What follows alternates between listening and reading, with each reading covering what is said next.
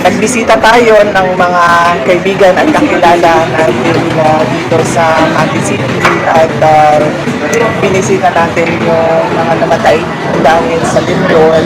Yung dalawa, dinala na sa kanilang municipality. Tapos yung isa na nandito ay tiga Davao City.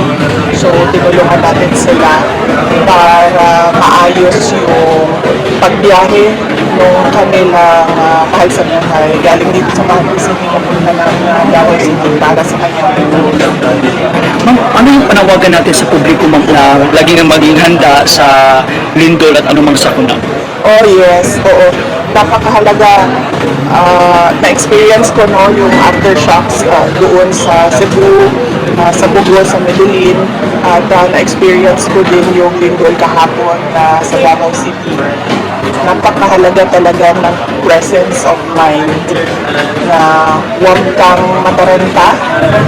Mahalaga na maalala mo yung cover and hold at kung pwede nang tumayo para lumabas, kung safe na tumayo, lumabas ay lumabas kayo sa open area, open space.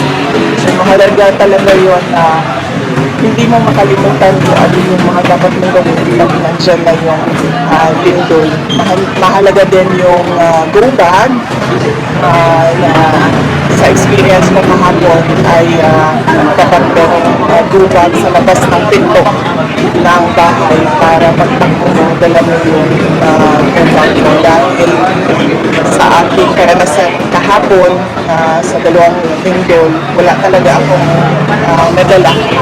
Kahit cellphone ko, hindi ko na siya nadala nung paglabas namin, takbo namin palabas ng bahay. Tapos nangailangan ako ng towel doon sa labas.